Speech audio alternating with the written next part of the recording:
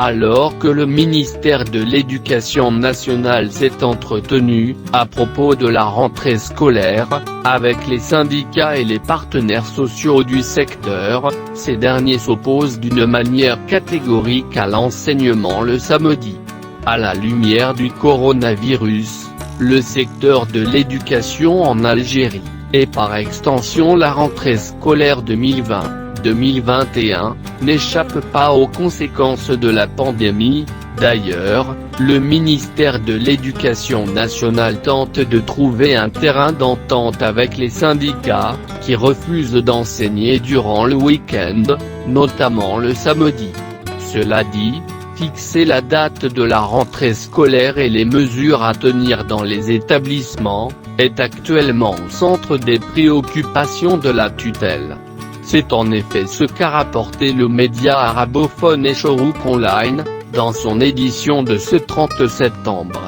La proposition établie le 27 septembre dernier, lors de la réunion conclue entre les membres du département d'Adjaout et les partenaires sociaux du secteur de l'éducation, à savoir enseigner le samedi afin de permettre à 10 millions d'élèves inscrits dans les sièges scolaires de reprendre les cours dans des conditions sûres, n'est pas du goût des syndicats qui exigent le maintien de 5 jours d'études et de 2 jours de week-end.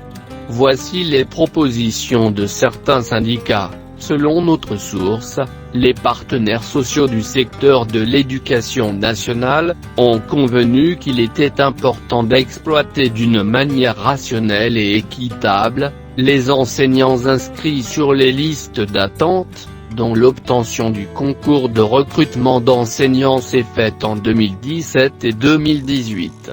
Et ainsi leur accorder des postes, selon le besoin national requis, et assurer de ce fait une rentrée scolaire réussie, a souligné le même média. Pour leur part, les membres du Conseil des enseignants des lycées algériens, ceux-là, ont estimé que le retour des élèves au banc scolaire devrait intervenir au plus tard à la mi-octobre, soit dès l'achèvement de la correction de l'examen du baccalauréat de la session de septembre 2020.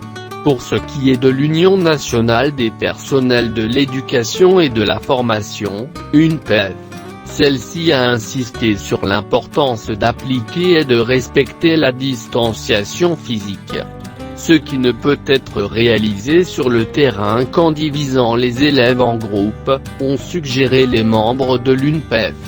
D'autre part, le syndicat national des travailleurs de l'éducation, SNTE, a appelé le ministère à organiser une rentrée scolaire progressive, ainsi que d'annuler la sortie des élèves dans la cour de récréation.